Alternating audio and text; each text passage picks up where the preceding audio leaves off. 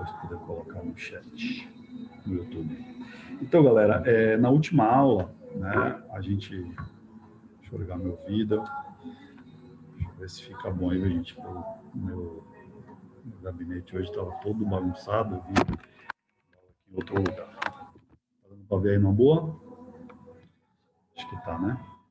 Só botei aqui um pouquinho mais para cima, que está muito claro. Pronto.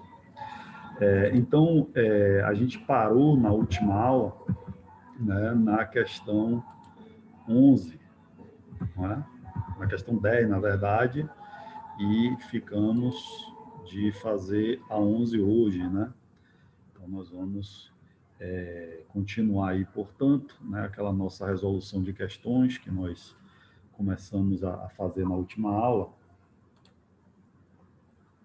E aí estamos aproveitando exatamente essa resolução para poder tratar, né, de vários assuntos aí, cada questão traz um assunto diferente, né? Então, vamos continuar nessa pegada da aula passada. Então, vocês têm aí no material de vocês, né, a questão 11, então, a galera entrando, a gente vai aceitando aí à medida que for aparecendo aqui as informações. Boa noite, Renilda. Então, a gente tem aí a questão 11, né, questão 11, que vai tratar, como vocês estão vendo aqui, da Lei 8987 de 95, que eu já falei para vocês, que é uma lei, né, que é bastante cobrada, cai bastante, né, na OAB, né, que lei é essa?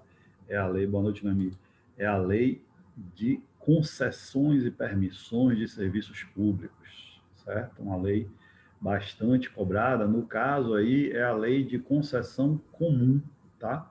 Porque a gente sabe que com a lei das PPPs, das parcerias públicos-privadas, nós passamos a ter 3 tipos de concessões, né? Nós temos a concessão comum, que é essa concessão da Lei 8987 de 1995, e nós temos 2 concessões, além da comum, que são PPPs, ou seja, que exatamente fazem parte das chamadas parcerias público-privadas, que é a concessão patrocinada, né, e a concessão administrativa. Então, como PPP, como parceria público-privada, nós temos 2 concessões. A parceria público-privada, portanto, ela pode se realizar, né, a partir de 2 formas, que são exatamente 2 concessões, a chamada concessão patrocinada e a concessão administrativa. E eu acho que vale a pena, antes da gente falar aí da questão, a gente bater um papo rapidinho aqui sobre exatamente as diferenças dessas concessões, tendo em vista que realmente são leis que caem bastante, tá? Então, veja só, galera, a concessão comum é aquela concessão onde o poder público vai passar para o particular, né, a execução de um serviço público. Então, ele passa para o particular através de uma licitação na modalidade concorrência, tá? E ele vai passar para o particular exatamente a função, né, de que o particular execute, preste esse serviço público por conta e risco dele particular, tá? Então, o particular, por conta e risco dele, vai prestar o serviço público, certo? E, obviamente, que a administração pública não passa a titularidade do serviço público, só passa a execução do serviço público. E aí, deixa eu fazer um link aqui com outro assunto que cai bastante, é um dos assuntos que mais cai até na OAB, em direito administrativo, que é a organização administrativa. Quando a gente estuda a organização administrativa, a gente vê, né, que tem a desconcentração e a descentralização. Aí você vai falar, professor, o que é que tem a ver o que a gente está falando de concessão com desconcentração e descentralização? Exatamente porque a concessão é uma forma de descentralizar, tá? Então, eu vou abrir aqui um parênteses para também revisar esse assunto, que é um assunto que mais cai, um dos 4 que mais cai em direito administrativo na primeira fase é a organização administrativa. Então, vamos relembrar aqui rapidamente desse assunto. Desconcentração. O que é desconcentrar? Desconcentrar é distribuição interna de competências, tá? Então, dentro da mesma pessoa jurídica, não há a criação de outra pessoa jurídica, tá? A mesma pessoa jurídica, ela vai internamente distribuir competência, ela vai diluir, ou seja, vai criar órgãos, vai criar funções, vai criar cargos. Isso é desconcentrar, é dentro da mesma pessoa, tá? Não, eu não tenho uma outra pessoa jurídica, eu não vou passar nada para fora. Eu sempre digo aos meus alunos assim, ó, gente, lembre assim, quando você fala para uma pessoa, concentre, você fala para a pessoa ficar falando com as outras pessoas, não, você fala para a pessoa parar, fechar o olho e ficar nela mesma, não é? Então lembre disso, desconcentração, né? Apesar de que é exatamente o oposto, não se concentre, né? Mas lembre esse nome concentração, que é na mesma pessoa, é dentro dela, tá? Então, desconcentração é dentro da mesma pessoa, distribuição de competências, criação de órgãos, criação de cargos, criação de funções. Nenhuma dessas coisas, inclusive os órgãos, não tem personalidade jurídica, fazem parte da pessoa jurídica, tá? Por conta disso, a desconcentração mantém a hierarquia.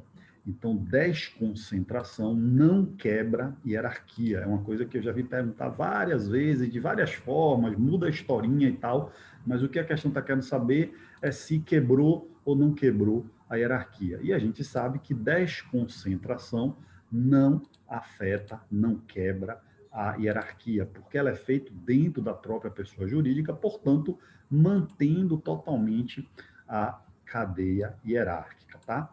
Nós temos a descentralização, que aí já é uma outra história, porque descentralizar é para fora, aí já é para outra pessoa jurídica, certo? Então, eu quebro a hierarquia, tá? Na descentralização, ela não ocorre no plano hierárquico, essa hierarquia ela é substituída por aquilo que os autores chamam de supervisão ministerial, tá?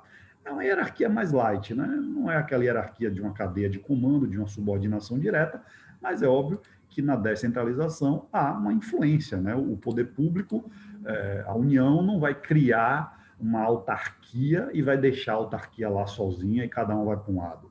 É óbvio que a União vai ficar ali fazendo a chamada supervisão ministerial, tá? Pois bem, a descentralização, e aí a gente está chegando no ponto das concessões, a descentralização, ela pode ser de dois tipos.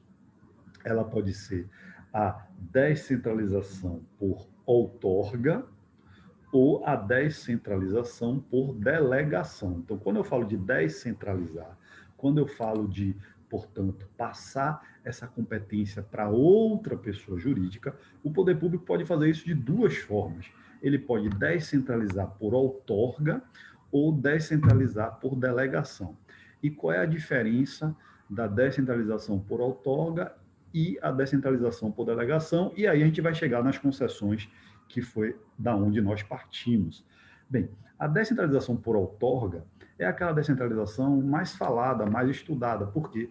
Porque na descentralização por outorga, o poder público ele vai criar as pessoas jurídicas e vai passar a titularidade daquele serviço para essas pessoas.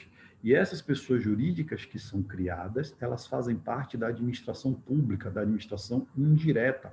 Então, o que é a descentralização por outorga cria? Ora, as autarquias, as fundações públicas, a sociedade de economia mista e as empresas públicas, ou seja, a administração indireta, ela é fruto, ela é filho, ela é consequência da descentralização por outorga. Então, o poder público, vamos imaginar, a União cria uma outra pessoa jurídica, uma autarquia, por exemplo, o INSS, então a União Federal, que é uma pessoa jurídica, cria o INSS, que é uma autarquia, ou seja, descentraliza, quebra a hierarquia, mantém a supervisão ministerial e passa para o INSS a titularidade, não só a execução, a titularidade de tudo ligado à previdência social. Ou seja, é o INSS que vai resolver o problema, não é mais a União Federal. A União Federal vai supervisionar o INSS, mas a titularidade, se a pessoa tiver um problema com relação à previdência, essa pessoa, por exemplo, falando em termos aí processuais, essa pessoa vai processar o INSS, não é a União Federal. Por quê? Porque é uma outra pessoa jurídica esta que tem a titularidade daquilo. Mas essa titularidade só é passada, galera, porque é uma descentralização por outorga, porque é uma entidade que foi criada, mas que pertence ao poder público. Ela faz parte da administração indireta, mas faz parte da administração pública, o que é bem diferente da descentralização por delegação. E aí a gente chega nas concessões. A descentralização por delegação é quando o poder público passa para um particular que não faz parte do poder público, não é da administração pública, não é da administração indireta, portanto, é um particular, por exemplo, uma concessionária. Então, quando o poder público passa para uma concessionária, a execução do serviço somente, não a titularidade. Titularidade continua sendo do poder público. A concessionária vai executar o serviço. Isso é uma descentralização, porque é uma outra pessoa jurídica, tá? Então não é desconcentração, porque desconcentração é interno, é descentralização, só que agora é uma descentralização por delegação e não por outorga.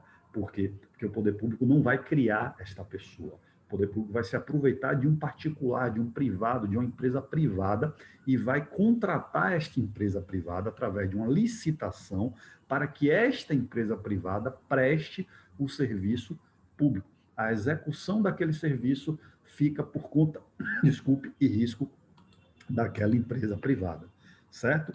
Então, por isso que eu estava falando de concessão, que é o nosso assunto aí da questão 11, mas por isso que eu fui, né, falar da organização administrativa. Por quê? Porque as concessões, elas são forma de descentralização por delegação, quando o poder público passa para um particular a execução do serviço público, beleza?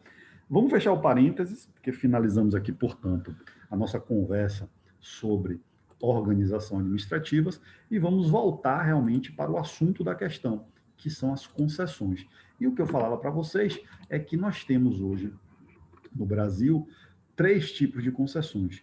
A concessão comum, que é essa aí da questão, porque a concessão comum é dessa lei 8987 de 95, que vocês estão vendo aí, mas nós temos as concessões patrocinadas e as concessões administrativas. Essas duas concessões, as patrocinadas e administrativas, elas fazem parte da lei das PPPs, ou seja, quando a gente fala de parceria público-privada, nós estamos exatamente falando de concessão patrocinada e concessão administrativa. E agora sim, qual é a diferença dessas concessões? Bem, a concessão comum é quando o poder público passa a um particular a execução de um serviço público este que será fornecido à sociedade, aos particulares, a nós, e que será custeado pelas tarifas dos usuários. Por exemplo, energia elétrica, Coelba, aqui na Bahia, né? Quem é da Bahia aqui, Coelba, que eu sei que tem pessoas aqui de outros estados. Então, nós temos a concessionária de energia elétrica. Então, ela é contratada pelo poder público através de um processo de licitação ou privatização, né? No caso aqui da Coelba, da Bahia, foi uma privatização, tá? Mas, no fim das contas, é uma empresa privada, passou a ser uma empresa privada, e essa empresa privada vai fornecer o serviço de energia elétrica à sociedade e ela será sustentada, ou seja, ela será remunerada pelas tarifas que os usuários pagam. Isso é a concessão comum, ok? Agora, quando é que nós deixamos de ter a concessão comum e passamos a ter as PPPs? E aí eu vou falar primeiro da concessão patrocinada. Qual é a diferença da concessão comum para a concessão patrocinada? É o financiamento do serviço. Por quê? Porque na concessão patrocinada, e é por isso que ela ganha esse nome, esse apelido, o Estado também remunera a concessionária. Ou seja, eu disse a vocês que a concessão comum, o serviço é sustentado pela tarifa dos usuários, só. Na concessão patrocinada, além da tarifa dos usuários, que elas vão existir, o Estado também entra com valor, tá? O Estado também paga. O Estado também entra, né, com algum tipo de questão patrimonial ou pecuniária. Normal, e é por isso que o nome é patrocinada. O Estado patrocina uma parte. Tem uma parte do serviço que é sustentada pela tarifa dos usuários, tem uma parte que é sustentada pelo Estado.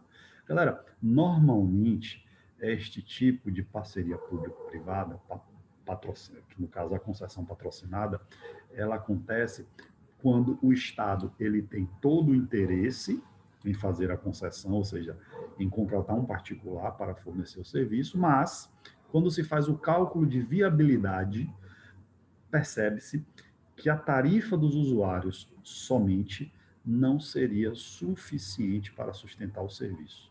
Eu vou dar um exemplo aqui também de Salvador, Bahia, né? O nosso metrô, tá? O metrô de Salvador, aqui na Bahia, quando foi instalado, né? Inclusive por isso que ele até demorou muitos anos, né? Alguns dizem para ser instalado, por quê? Porque era o chamado metrô calça curta, né? Metrô curto, metrô no, acho que a primeira linha do metrô aqui da Salvador tinha acho que 6 quilômetros, tal.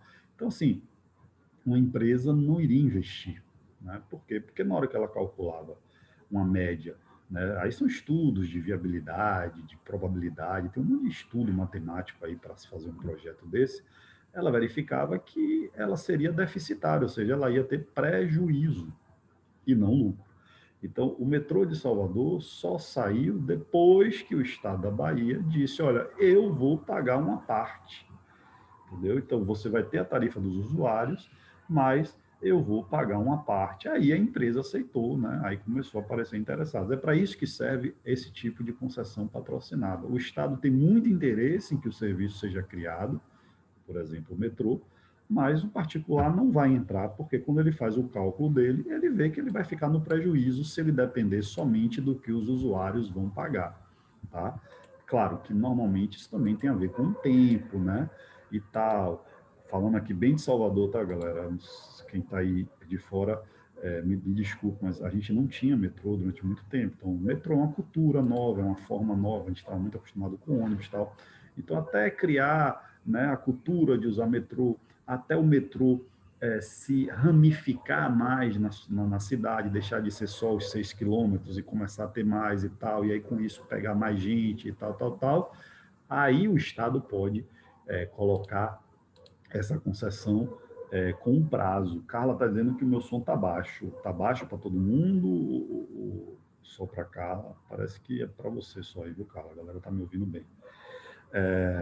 Então, é por isso que existe. A Amanda também está dizendo que está baixa. Deixa eu ver se o melhor. A Mariana já está dizendo que está ótimo. Tentem, se por acaso vocês não vão com fone, tentem colocar o fone, aumentar, entendeu? A gente já viu isso aqui exatamente. Então, é para isso que serve a concessão patrocinada e é essa a diferença entre a concessão patrocinada e a concessão comum. A concessão comum ela é sustentada apenas pela tarifa dos usuários. Tá? Na concessão patrocinada, ela é sustentada uma parte pelo Estado. E a outra concessão, que também é uma PPP, é a chamada concessão administrativa. E qual é a diferença dessa concessão administrativa para as outras duas? Tá? A concessão administrativa é a mais diferente das duas, porque entre a concessão comum e a patrocinada, a diferença é só a questão do sustento, né, do custeio, que na patrocinada o Estado vai entrar com uma parte. Mas a lógica, o serviço público, tal, é tudo igualzinho. Agora, a concessão administrativa não. Ela é a mais diferente das três. Por quê? Qual é a diferença da concessão administrativa para as outras duas? É que no caso da concessão administrativa, o usuário do serviço, o destinatário principal do serviço é o próprio Estado, não é a sociedade. Não é um serviço, por isso que é chamado de concessão administrativa, porque vai ficar interna, é o próprio poder público que se utilizará daquela concessão, daquele serviço. Por exemplo, se vier a ser feito, né, os autores apontam a privatização de penitenciárias, né? Então, se as penitenciárias algum dia vierem a ser privatizadas e tal, quem é que vai usar o serviço? É o Estado, não é um serviço que está sendo prestado para a população de maneira geral, né? Então, é o Estado que vai custear e tal e coisa. Então, você tem aí a chamada concessão administrativa, tá, galera? Então, essas são as três concessões que nós temos hoje no direito brasileiro. Uma é a concessão comum, a lei é a 8987 de 95, e a outra é a concessão administrativa e a patrocinada, que ambas são PPPs, estão lá na lei das PPPs, que eu não estou me recordando agora o número. Se alguém puder pesquisar aí no Google e botar no chat, é 11.079, eu acho, alguma coisa assim, mas não quero falar aqui para não errar, tá? Então, dito isso, vamos ver a nossa questãozinha aqui falando de concessão comum. Então, o poder público, com fundamento na lei tal, a lei tal é a lei de concessão comum, tá? Gabriel já falou, 11.079, né? Eu acertei. O ano, qual é, Gabriel? 2011, né? Veja aí o ano, é 11.079. E aí tem, acho que é 2011. Então, o poder público, com fundamento na lei tal, ou seja, 2004, 11.079 de 2004, a lei das PPPs. Obrigado, Gabriel. Então, ou seja, ele vai fazer uma concessão comum, pretende conceder à iniciativa privada uma rodovia que liga dois grandes centros urbanos. Então, concessão de uma rodovia, serviço público, vai haver aqui provavelmente um pedágio e tal, né? São as rodovias pedagiadas. O edital publicado em maio de 2018 previu a duplicação das pistas e a obrigação de o futuro concessionário desapropriar os terrenos à ampliação. Por se tratar de projeto antigo, o poder concedente já havia declarado em janeiro de 2011 a utilidade pública das áreas a serem desapropriadas no âmbito do contrato de concessão. Com base nessa hipótese apresentada, assinada com a dia correta. Veja só, galera, uma dica aqui que eu dou para vocês, tá? Se vocês estiverem fazendo questões e a questão trouxer muitas datas, tá? Aqui você vê que ela fala de 2018 fez uma coisa, em 2011 fez outra. Ou seja, tem alguma coisa aí com prescrição, com decadência, com preclusão, alguma coisa de passagem de data, tá? Então você anota as datas do lado, né, e fica atento aí para fazer o cálculo. E o que acontece? Em se tratando de desapropriação, tá? Então aqui falou de data e falou de desapropriação. Apesar de estar falando de concessão, me parece que a questão aqui não vai tratar da concessão, né? A concessão foi só um pano de fundo aí, certo? Ela vai falar mais de desapropriação. O poder conceder não poderá adentrar, tudo aqui é desapropriação, desapropriação, desapropriação. Então vamos lá. Então falou de data e falou de desapropriação, gente. Provavelmente a questão está querendo saber é exatamente a decadência, caducidade da desapropriação. Veja só, desapropriação ela vai ser realizada, e aí falar um pouco de desapropriação, que também é um assunto bem cobrado, ela é realizada em duas fases, tá? Ela tem uma primeira fase, que é a fase declaratória, e ela tem uma segunda fase, que é a fase executória, certo? Ou a fase executiva. Bem, a primeira fase declaratória é inaugurada, ou seja, ela começa, né? A gente entra nessa fase declaratória quando o poder público expede o decreto de desapropriação, que, segundo a questão, está aqui, né? O poder público já havia declarado aqui, ó, competência declaratória, em janeiro de 2011, tá? Então, em janeiro de 2011, houve a declaração, começou a desapropriação e expediu o decreto de desapropriação, tá? Decreto do Poder Executivo. A partir desse decreto, tem alguns efeitos, mas dois efeitos são muito importantes e muito cobrados. O primeiro deles é que, a partir do decreto, aquela propriedade privada ela passa a estar sob incidência do direito público, o que significa dizer que, se o poder público quiser adentrar na propriedade, ele pode, tá? Claro que ele não vai fazer de qualquer jeito, chega lá de madrugada, não, mas a coisa sendo acertada com razoabilidade com o proprietário, afinal de contas, ainda é uma propriedade privada, o proprietário não pode barrar a entrada do poder público. Ah, a casa é minha, não vai entrar. Não, se já tem o decreto, o poder público já pode entrar na propriedade. Para fazer medição, para fazer inventário, né? Enfim, tem muita coisa que o poder público precisa fazer para poder olhar e conhecer, né, a propriedade de maneira mais próxima. Então, esse é um primeiro efeito importantíssimo da declaração. O segundo efeito é o que tem a ver com a questão, pelo visto, que, a partir do decreto, começa a contar o prazo decadencial. Ou seja, uma vez que o poder público expede o decreto, começa a contar um prazo de 5 anos para que ele entre na segunda fase, que é a fase executiva. Então, do decreto até a execução, o poder público tem 5 anos. E aí, deixa eu abrir um parêntese, tá? Na verdade, são 2 prazos, depende de que desapropriação você está falando.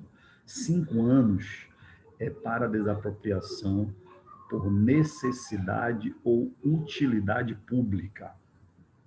Agora, se for desapropriação por interesse social, são 2 anos. Então, depende de que desapropriação é. Como essa daí é uma desapropriação para duplicar uma rodovia, isso é uma desapropriação por utilidade pública. E aí, então, deixa eu abrir um parênteses aqui para revisar essas espécies de desapropriação, esses motivos. Vamos lá. A desapropriação ordinária, que é o que me interessa aqui agora, ela pode ser feita por 3 motivos. Primeiro, utilidade pública, que é o caso da questão. Utilidade pública, gente, são situações normais de crescimento, de expansão. Então, quando fala de duplicação de rodovia, você está falando de uma desapropriação por utilidade pública. Então, se vai desapropriar para duplicar uma rodovia, se vai desapropriar para construir uma escola, um hospital, uma praça, fazer um melhoramento urbano, você está desapropriando por utilidade pública, que é o caso da questão. Além da utilidade, você tem a necessidade pública. A necessidade pública é por situações de urgência. Então, desapropria por causa de uma calamidade pública, de uma enchente, preciso resolver um problema que surgiu tal. Essa desapropriação é por necessidade pública. Nesses 2 casos, tanto utilidade, que é o caso da questão, quanto necessidade, são 5 anos o prazo decadencial. Tá?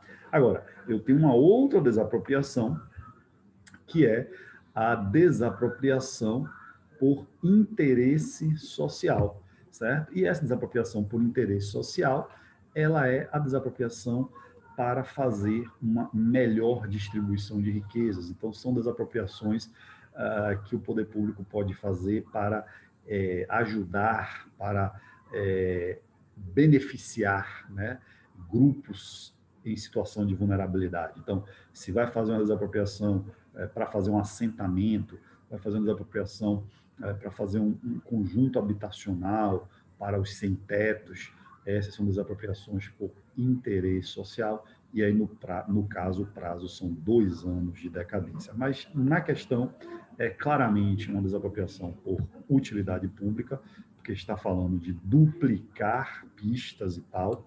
Então, em janeiro de 2011, foi decretado o decreto, 5 anos, o que nos leva a janeiro aí de 2016. Então, se em 2018 está se publicando edital e tal, talvez já tenha passado aí um prazo, né, para se fazer isso aí, tá? Vamos ver. Com base na hipótese apresentada, a afirmativa correta. Letra A. O ônus das desapropriações necessárias da duplicação da rodovia não pode ser do futuro concessionário, mas sim do poder concedente. Falso. E essa letra A, galera, está trabalhando, não é com uma questão de prazo, é com outro assunto de desapropriação também bem famoso. Vem cá, na aula passada, a gente chegou a fazer aquela tabelinha da desapropriação, não fizemos? Pronto. Então, a gente está revisando, tá? Que é aquela questão da competência. Quando a gente fala de desapropriação e do assunto competência, e a OAB já cobrou esse assunto competência de várias formas, essa letra A, ela está cobrando no assunto competência, lembre que em desapropriação nós temos 3 tipos de competência. Nós temos a competência declaratória, que é só a União, ou a competência legislativa, que é só a União Federal, a competência declaratória, que é o poder público somente, né, que usando os termos aí da questão, seria o poder concedente, e nós temos a competência executiva. Então, quando a questão diz aqui que o ônus da desapropriação não pode ser do futuro concessionário, o futuro concessionário é uma empresa privada, e sim do poder concedente, que é o Estado, está dizendo o quê? Que só o Estado tem competência executiva, o que é falso, porque como nós falamos na aula passada, competência legislativa é só da União, competência declaratória é só do poder público, e aí seria só do poder concedente mesmo, mas a competência executiva, que é essa, né, o ônus da desapropriação, ou seja, pagar, e tal, é perfeitamente possível que seja passado para um particular. É possível que nesse contrato de concessão, né, tenha, né, o contrato tenha alguma cláusula que esteja dando ao concessionário, ou seja, ao particular, a competência executiva. E isso é perfeitamente possível. Então, quando a questão letra A fala, né, que o ônus não pode ser do concessionário, está dizendo, em outras palavras, que o concessionário, que é um privado, não pode ter competência executiva, o que é falso. Então, a letra A está errada, certo? Letra B. O poder concedente e o concessionário só poderão adentrar os terrenos necessários à ampliação após a conclusão do processo negativo. A conclusão do processo se dá com o final da fase executiva, com o final da desapropriação. E eu disse a vocês que a primeira fase, que é a fase declaratória, a partir do decreto, um dos efeitos que o decreto tem é exatamente de adentrar os terrenos. Então, a partir do momento que se tem o decreto feito, o decreto publicado, né, o poder público já pode adentrar o terreno. Então, não precisa esperar o final da desapropriação, né? Porque a partir do decreto é um dos efeitos. Eu falei que são dois. O primeiro é esse, entrar. O segundo é a contagem do prazo. Então, a letra B está falsa por dizer que eles só poderão entrar após a conclusão. Não. Eles podem entrar a partir do decreto de desapropriação. Letra C. O decreto que reconheceu a utilidade pública, aí está vendo que a gente falou que é esse tipo, caducou, sendo necessária a expedição de nova declaração. Letra C, a letra correta. Caducou. O decreto é de 2011, ele caducou é decair, tá? Caducou e decair são sinônimos. Ele decaiu, a decadência se operou em 2016, né? 2011, 12, 13, 14, 15, 16. 2016, 5 anos, já que é de utilidade pública, então, realmente, o decreto caducou, decaiu. Aí, agora, aproveitando aqui a questão, professor, e se passar o prazo e caducar, o que é que acontece? Bem, o proprietário não pode sair comemorando, porque, na verdade, a lei vai dizer, né, que a única coisa que acontece é o fato de que o poder público tem que esperar, né, 1 ano, desculpe, o poder público tem que esperar 1 ano para poder expedir um novo decreto, certo? Então, assim, não é nada, caducou, beleza, nunca mais vai ser desapropriado. Não. A lei só dá um delayzinho de 1 ano. Diz assim, caducou, o poder público não pode expedir automaticamente o decreto. Ele tem que esperar 1 ano e aí depois ele pode expedir. O que no caso aqui da questão, só a título de curiosidade, ele já podia expedir, né? Que caducou em 2016, desculpa, e nós já estamos em 2018, então já passou o prazo de 1 ano, ele pode aí rapidamente expedir um novo decreto, certo? E finalmente a última questão aí, a decadência tem efeito no valor da indenização, tendo em vista que o imóvel pode ter valorizado no período? Sim, se o poder público deixar caducar e ele vier depois com um novo decreto, pode ser que um valor que o poder público tenha pensado, ou mesmo tenha até proposto na primeira desapropriação, ele vai ter que aumentar, né? Se houve algum tipo de situação ali que o imóvel valorizou. Pode ser sim, viu, Gabriel? A declaração de utilidade pública pode ser emitida tanto pelo poder concedente, pelo concessionário. Olha que questãozinha aqui capciosa. O que essa questão está falando aí? Ela está dizendo o seguinte, traduzindo para os termos técnicos, ele está dizendo que tanto o poder concedente, que é o Estado, quanto o concessionário, que é o particular, eles podem fazer a declaração, ou seja, que os dois têm competência declaratória. E essa questão está falsa. Por quê? Porque somente o Estado, que no caso é o poder concedente, tem competência declaratória. O concessionário só tem competência executiva se o contrato tiver previsão, tá, gente? Tem que ter previsão expressa no contrato, tá? Então, a letra D está errada, porque a letra D diz, né, que o particular, o que é absolutamente inviável, tá? O particular tem competência declaratória, não tem. Quem é que tem, recapitulando essa questão da competência, que vocês viram que a questão da competência foi cobrada 2 vezes nessa prova aqui. Só nessa letra aqui, ó. Aqui tem a ver com competência e aqui tem a ver com competência, tá? Então, recapitulando. Primeira competência, competência legislativa. Só a União pode legislar Professor, sobre desapropriação. Diga, professor, na última aula sobre desapropriação, senhora. não foi falado sobre esse tipo de competência. Só a competência foi dada só aos entes. Tipo assim, a desapropriação ordinária, quem pode? A extraordinária, quem pode? Ah, então Mas tá. não teve essa classificação. Obrigado, Luciana. Então, aproveitando aí a fala de Luciana, eu vou fazer uma revisão um pouco mais gordinha, tá? Que eu achei que eu tinha falado sobre isso também. Então, vamos lá. Valeu, obrigado. Na tabela de vocês, aproveitando aí, Luciana, na tabela, quando eu falei quem pode, portanto, se vocês quiserem anotar aí agora, bote competência declaratória, tá? Então, esse quem pode da tabela é a competência declaratória, ok? Então, vamos explicar agora as competências, né, de maneira mais, mais centrada, porque eu achei realmente que eu tinha falado. Obrigado, Luciana. Gente, e por favor, façam isso sempre, tá? Que é tanto assunto, é tanta coisa, tanta aula que a gente vai, às vezes, se passando aqui, tá? Então, vamos lá.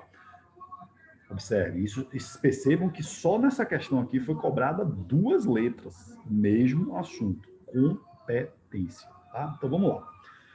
Quando nós estamos em desapropriação, e é por isso que as questões adoram esse assunto, nós temos 3 competências. Porque normalmente, quando a gente fala de competência, é uma só, para todo assunto, né? Você tem um assunto tal, quem é que tem competência para isso? É aquele, acabou, e ponto final. Em desapropriação, o tópico competência se divide em 3. Então, é exatamente por isso que a OAB adora, porque dá para embaralhar uma com a outra, né? Se só tivesse uma competência só, ela nunca ia falar disso, tenho certeza. Mas como tem 3, ela falou, sabe de uma, eu vou embaralhar esse negócio aqui, vou botar um monte de pegadinha, certo? Então, vamos lá, anotem aí. A primeira competência é a competência legislativa. Ou seja, quem é que pode legislar sobre desapropriação? Quem é que pode fazer leis de desapropriação? Bem, e esta competência, ela é privativa da União Federal. Você pega a sua Constituição Federal, no artigo 22, inciso 2, vai ter lá no 22, compete à União privativamente legislar sobre, inciso 2, desapropriação. Agora, deixa eu abrir um parênteses. Nós não estamos dizendo, galera, que eu não posso ter uma lei estadual falando de desapropriação, que eu não posso ter uma lei municipal falando de desapropriação. O que nós estamos dizendo é que eles não podem inovar, inventar. Agora, eles podem repetir o que está na lei federal, não tem problema nenhum. Então, por exemplo, o que não pode é um Estado criar uma quarta hipótese de desapropriação. O que não pode é o Estado dizer que a desapropriação não é indenizável, ou que não vai ser indenizável em dinheiro as desapropriações ordinárias. Por quê? Porque essa competência é da União. É a União que legisla sobre desapropriação, certo? Então, essa é a primeira competência.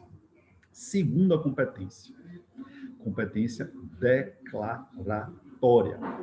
Competência declaratória, na prática, é a competência de expedir o decreto. E é isso que está na tabela de vocês. Tá? É isso que está na tabela de vocês. Ou seja, quem é que pode expedir o decreto? Quem é que pode olhar para uma propriedade e dizer aquela propriedade ali vai ser desapropriada? Aí nós temos algumas pessoas. Primeiro, todos os entes federados, ou seja, União, Estados, municípios, Distrito Federal. Todos eles podem, tá? Em tese. Porque aí, se você já está olhando a sua tabela, você já viu que quando a gente divide as espécies de desapropriação, você tem na extraordinária urbana só o município, mas é o município, tá? Que tem competência declaratória, e na extraordinária rural só a União, mas é a União, são 2 entes públicos, certo? Então, perceba que eu não saí da regra. Qual é a regra? Só quem tem competência declaratória é ente público.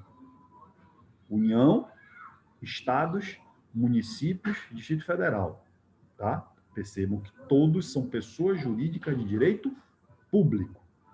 qualquer um desses entes pode olhar para uma propriedade e dizer: aquela propriedade ali é de interesse público. Eu vou desapropriar aquela propriedade. E como é que se faz isso? Expedindo o decreto. Certo?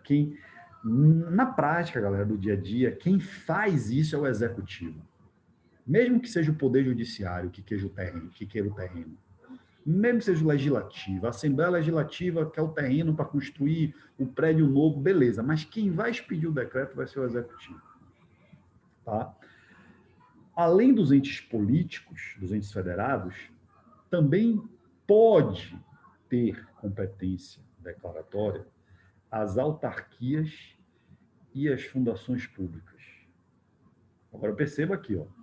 União, Estado, município, Distrito Federal tem. Ponto. Isso é constitucional. Ok? Autarquias e fundações podem ter. Por que podem? Porque aí precisa de lei expressamente dizendo que ela tem. Então, a lei que cria a autarquia X, essa lei precisa expressamente dizer que essa autarquia X tem competência declaratória. Se não tiver previsão legal, autarquia e fundação não pode declarar. Agora, deixa eu abrir um parênteses. Perceba que União, Estados, município e Distrito Federal são pessoas jurídicas de direito público. E observe, autarquias e fundações são o quê? Pessoas jurídicas de direito público também.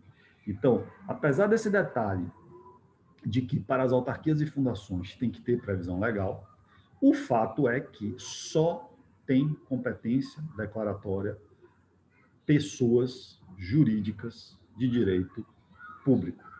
Nenhuma pessoa de direito privado tem competência declaratória. É por isso que essa letra D está errada. Porque essa letra D está errada, dizendo que o concessionário, que é uma empresa privada, pode declarar. Não pode. Porque só pessoa jurídica de direito público pode declarar. Os entes federados, automaticamente, pela Constituição Federal. Autarquias e fundações, que também são pessoas de direito público, se a lei autorizar. E aqui uma outra observação. Empresas públicas de sociedade de economia mista, não têm competência declaratória. Professor, mas faz parte da administração pública, da administração indireta, assim como a autarquia, mas não são de direito público. Empresas públicas, sociedade de economia mista, são pessoas jurídicas de direito privado. Então, mesmo fazendo parte da administração pública, estando ali, né, ao lado das autarquias na administração indireta, elas não têm competência declaratória. E eu lembro aqui, falando para vocês isso, que uma vez a OAB botou uma questão que o erro da questão era essa. Era porque a questão começava dizendo que uma empresa pública federal declarou a utilidade pública, sei lá o quê, não sei o quê. E aí eu não lembro o que é que a questão travou, galera. Deu uma travadinha aí, foi? Mas voltou já? Beleza, então. Voltou, né? Então vamos lá. Então, eu lembro bem que a OAB uma vez cobrou uma questão e a pegadinha era exatamente essa. Ela falava assim, uma empresa pública federal declarou a utilidade pública de um terreno. Aí o aluno come a pilha, empresa pública federal, ó, da União, pode. Não pode? Uma empresa pública é pessoa jurídica de direito privado. Ah, mas é da administração federal. Não interessa. Só quem tem competência declaratória são pessoas jurídicas de direito público. Ok?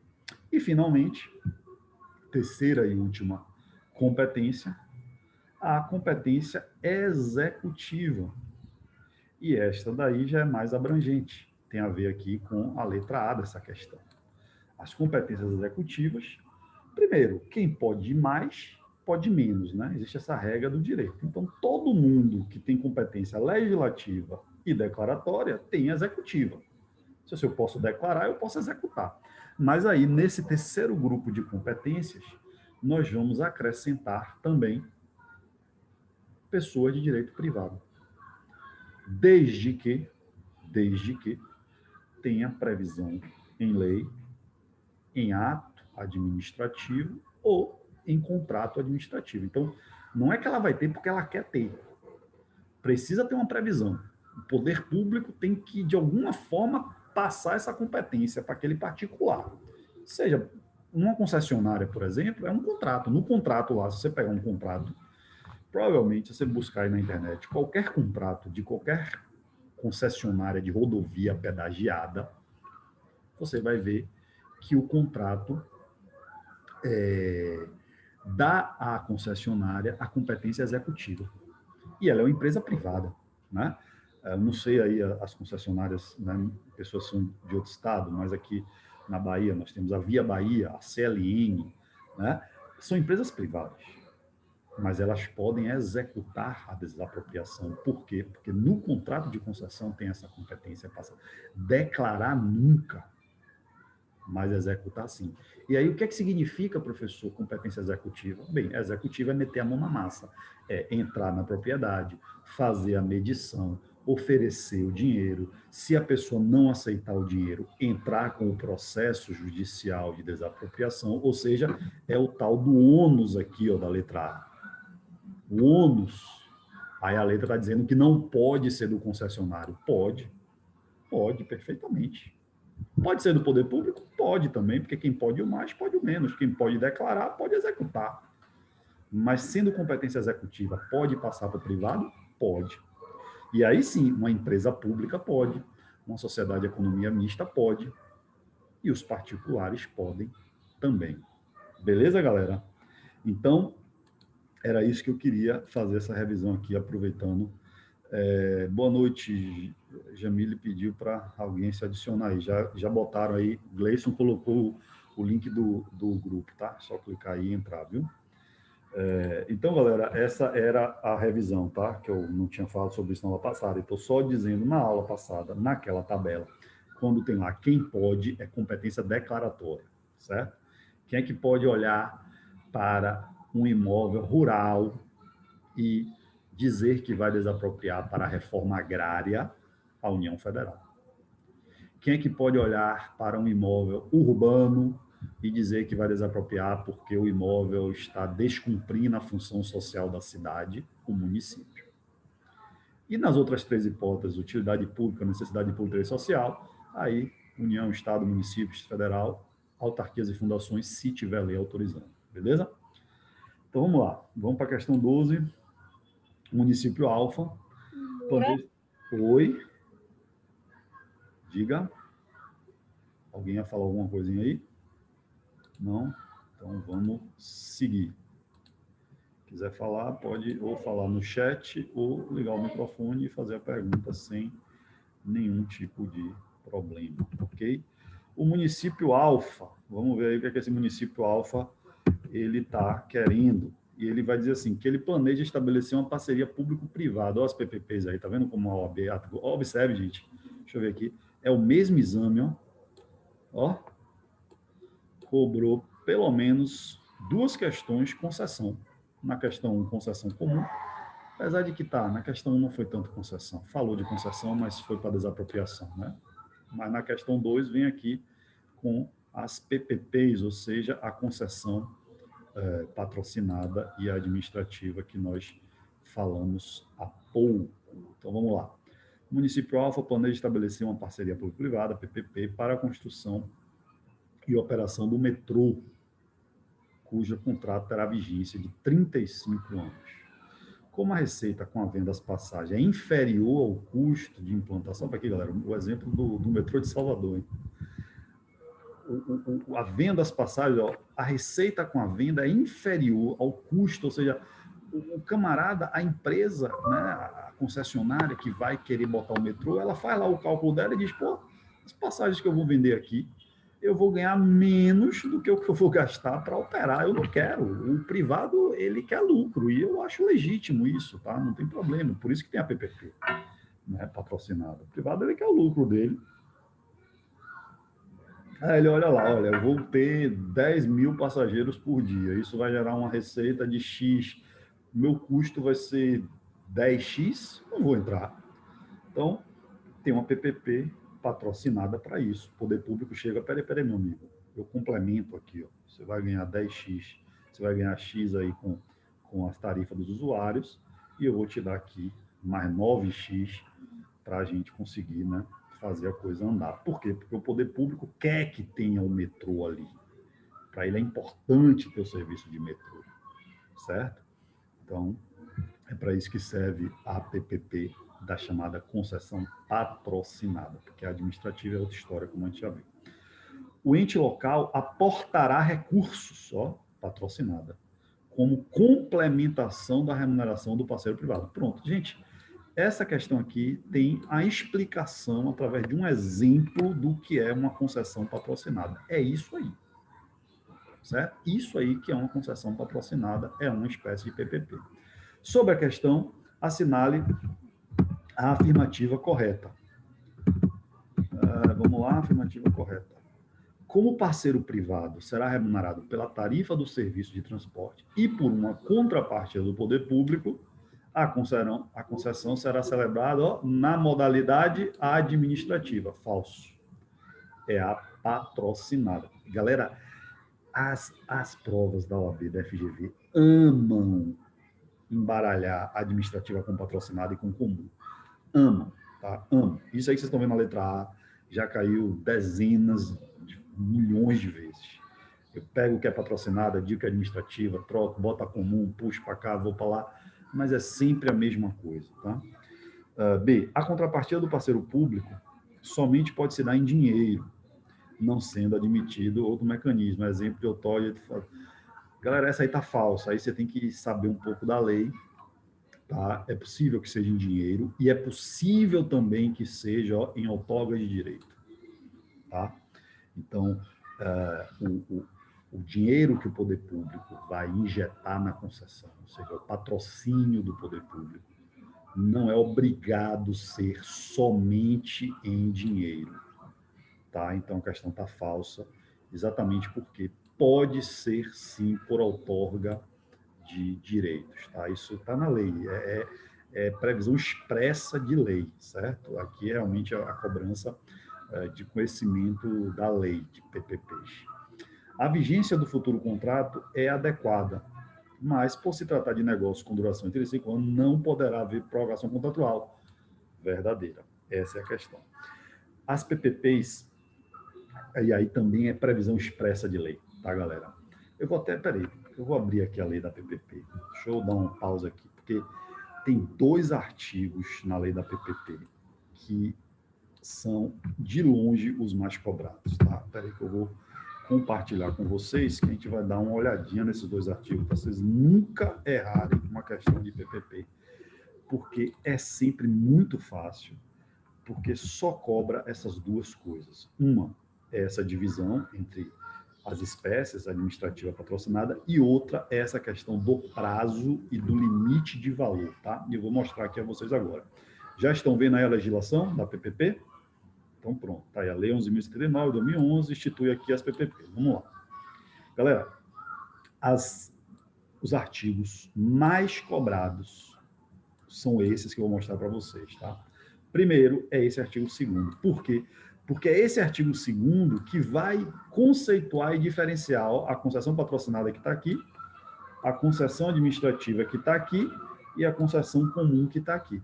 Então, tudo aquilo que eu expliquei no início da aula sobre as 3 concessões estão aqui, ó, as 3 informações, tá? Então, esse artigo 2º é o artigo dos conceitos e o que diferencia, certo? Uma da outra, ó. A patrocinada, adicionalmente a tarifa, contraprestação pecuniária. A administrativa, certo? A administração pública seja a usuária direta ou indireta, ok? E a concessão comum não é PPP, é isso que a lei está dizendo aqui, beleza? Então, isso aqui cai bastante. Esse parágrafo 4º é a outra coisa que cai. Porque isso aqui são os limites, ó. É vedada, ou seja, eu não posso fazer concessão de PPPs, não pode ter PPP, tá? Cujo valor seja inferior a 10 milhões de reais. Galera, eu já vi várias questões, cujo valor seja inferior a 5 milhões, cujo valor seja inferior a 8 milhões. Quando era 20 milhões, direto tinha questão dizendo que era 10 e estava errado.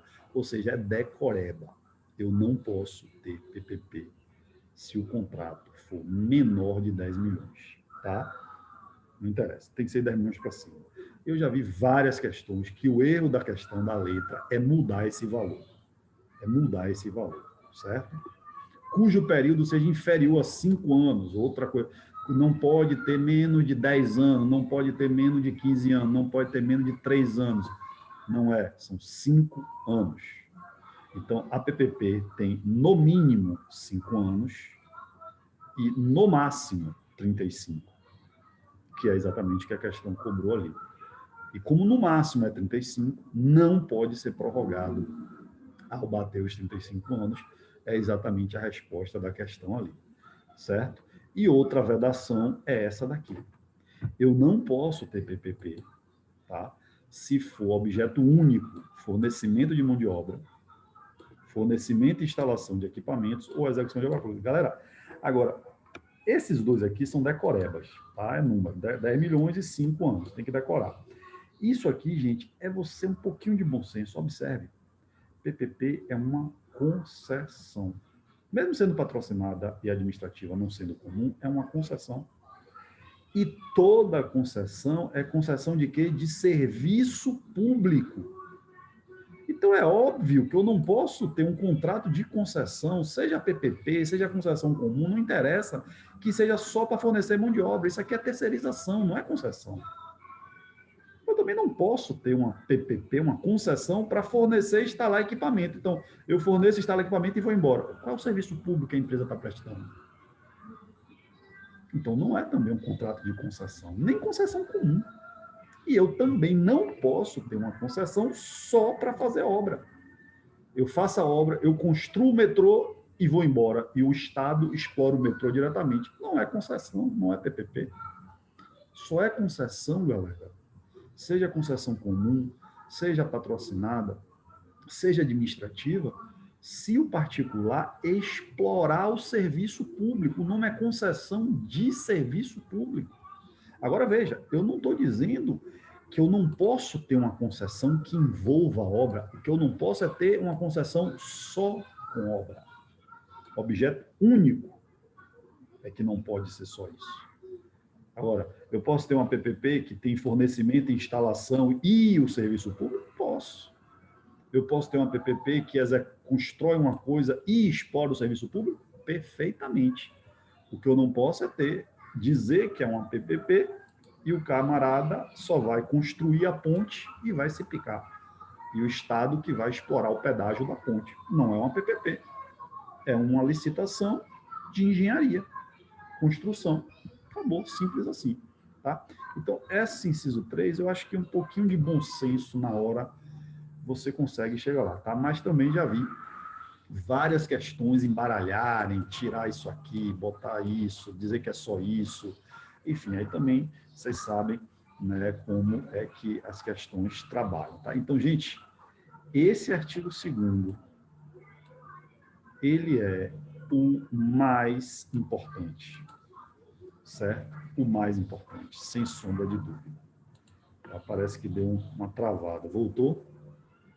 Eu estou vendo que travou, galera. Quando chega aqui 25 mensagens de vez, aí eu percebo que travou, tá? Então, vou voltar aqui. Então, galera, esse artigo 2º é o artigo. Eu não me lembro de nenhuma questão, estou dizendo que não tem, estou dizendo que eu não me lembro de nenhuma questão da OAB que envolva um outro artigo que não seja esse artigo 2º. Nos conceitos, embaralha os conceitos, e nos requisitos, nos limites, e aí embaralha os limites. Não lembro, tá? Não lembro. Se teve, foi uma vez na vida que eu não consigo nem me lembrar. Então, gente, professor, eu tenho que estudar essa lei toda? É bom, tá? Ah, professor, mas, por favor, não vou ter tempo. Então, meu filho, decore o artigo 2º da lei da PPP, que a probabilidade da questão vir com isso é muito grande. Aí, lá, até na nossa questão que nós estamos resolvendo, caiu a questão dos 35 anos, certo? Veja, é uma consequência, tá aqui, ó, logo embaixo. Aí foi um detalhe que é uma consequência, por exemplo, uma consequência porque tem a ver com limite mínimo e máximo. E aí, como inclui eventual prorrogação, ou seja, se eu tiver 35 anos, está incluído aqui uma prorrogação. O que significa dizer que se eu bater 35 anos, eu não prorrogo mais. Porque 35 já é incluindo uma eventual prorrogação. Beleza? Então, gente, esse artigo 2º aqui é o artigo das PPPs. Beleza?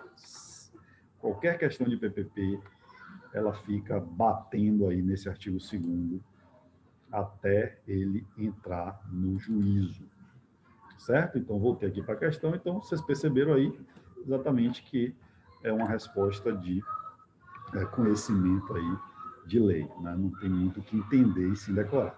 Independentemente da proporção da contrapartida do passivo frente à total receita aferitiva, não haverá necessidade de atualização legislativa. Falso. Aí está um detalhe, tá, gente? Importante aqui que a lei fala aí nos artigos. Para fazer uma PPP, tem que ter autorização legislativa, gente. Não, e aí lembre de uma coisa, professor, eu não decorei esse artigo que falava, galera, o poder público, ele não pode mexer em orçamento sem lei orçamentária. Certo? Então, como é que você vai imaginar que ele vai botar dinheiro todo mês e que ele vai fazer isso sem uma autorização legislativa? Então, é aquilo que eu falo, às vezes, um pouquinho de bom senso, de calma na hora, aquilo que eu falei, não é para desesperar, ah, meu Deus do céu, não, respire. Respire fundo, entendeu? Se está já no tempo de poder ir no banheiro, dê aquela levantada, que a gente falou na aula passada, coma lá o seu chocolatezinho, beba sua água, dê uma respirada e leia a questão de novo, que se você tiver um pouquinho de calma, você vai responder. Tenho certeza disso, beleza? Vamos agora para a próxima questão 13 aqui, ó. Vamos lá. Vigília é proprietário de um imóvel cuja fachada foi tombada. Tombamento, uma das restrições do Estado à propriedade privada. Tombamento, assunto importante. A gente já falou bastante de desapropriação, não é? Existe um assunto que é um guarda-chuva maior, que nós chamamos de restrições do Estado à propriedade privada, ou limitações do Estado à propriedade privada, ou intervenções do Estado à propriedade privada, certo? Existem várias espécies de intervenções do Estado à propriedade privada. A desapropriação é a mais famosa, mais estudada, mais falada, né? A que tem mais detalhezinho da lei e tal, e é a mais agressiva também, né? Talvez até por isso ela seja a mais estudada e a mais falada, né? Inclusive, alguns autores dividem as intervenções do Estado à propriedade privada em intervenções extintivas, né? Ou supressivas, porque são aquelas que suprimem, acabam, extinguem a propriedade privada, e a única que nós temos é a desapropriação. Então, a desapropriação, ela fica sozinha nesse grupo, tá? Ela fica sozinha nesse grupo, ok? É uma forma de intervenção extintiva ou supressiva, mas nós temos um outro grupo de intervenções que são as chamadas intervenções restritivas.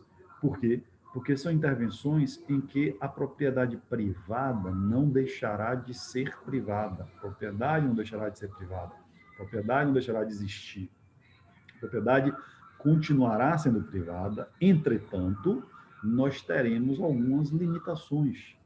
O seu proprietário não poderá mais utilizá-la livremente, certo? E aí nós temos várias. Uma delas é o tombamento. Então, o tombamento é uma modalidade de intervenção da propriedade privada restritiva. Por quê? Porque o tombamento não tira a propriedade, mas ele restringe, ele limita. O proprietário passa a ter alguns limites, ele não pode mais ter o uso e o gozo pleno da propriedade, porque ela está tombada, mas ela não deixa de ser propriedade privada. Galera, e eu gosto muito de frisar isso. Por quê?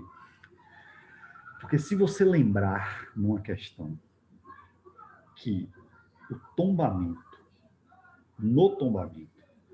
a propriedade privada continua sendo privada. Quando falar dos efeitos do tombamento, que é um dos assuntos mais cobrados sobre o tombamento, tá? Você vai poder também responder com um pouco de bom senso. Quer ver um exemplo? Observe. Tombamento, a propriedade continua sendo privada. Ponto. Não esqueçam disso.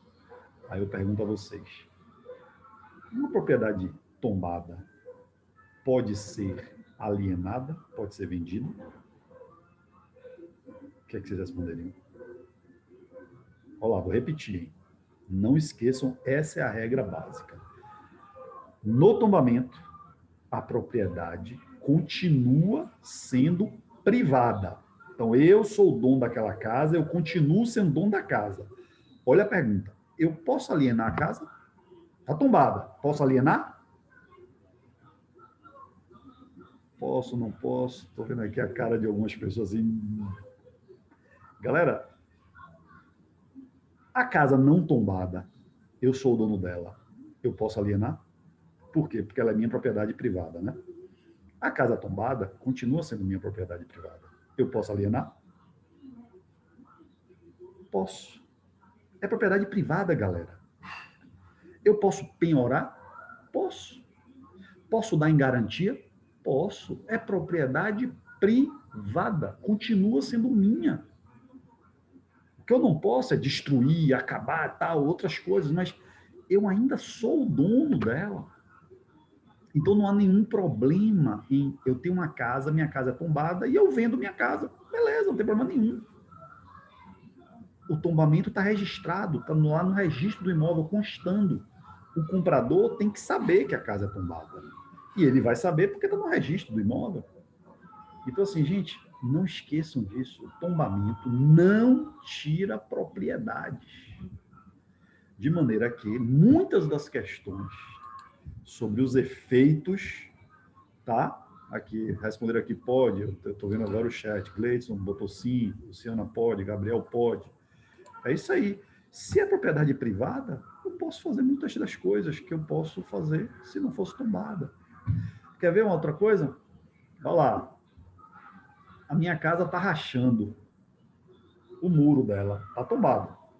O muro rachou. O que é que tem que consertar? É o Estado ou sou eu? Eu. É minha propriedade. Por que eu vou imaginar que o Estado que vai vir consertar minha casa? O Estado conserta a sua casa aí? Se tiver uma goteira aí na sua casa, conserta? Não conserta. Se o muro de sua casa aí tiver rachado, ele vai consertar? Não vai. Por que você acha que tombou? Não, agora eu não faço mais nada, se quebrar. Não é assim. Eu não estou dizendo com isso que não tem nenhuma hipótese que o Estado tenha que consertar. Por exemplo, se o proprietário não tiver condição financeira suficiente para fazer o conserto, o Estado vai e conserta, tá? Agora, o proprietário tem que informar isso. Se ele está lá, eu estou aqui, minha casa está tombada, aí eu estou vendo ali o muro rachando, eu não tenho dinheiro para consertar. Mesmo que não tivesse tombada, eu não ia consertar. E o muro ia cair, eu não ia mexer, porque eu não tenho dinheiro. Ou eu conserto o muro, ou eu compro pão. Eu vou comprar pão e o muro vai cair. Se eu ficar quietinho, olhando o muro cair, e o muro cai, eu serei responsabilizado. Nem tanto porque eu não consertei. Porque eu vou dizer, eu não tinha condição de consertar. Estava desempregado. Mas porque eu não avisei ao poder público. Então, galera, a principal obrigação de um proprietário de um bem tombado é avisar ao poder público tudo. Rachou, não posso consertar, avisa. Roubaram, boletim de ocorrência, avisa. Vou viajar, avisa. Vou mudar de cidade, vamos dizer que é um bem móvel, é um quadro. Eu moro aqui em Salvador, mas vou mudar agora, vou morar lá no Acre. Aviso. Tem que avisar. Entendeu?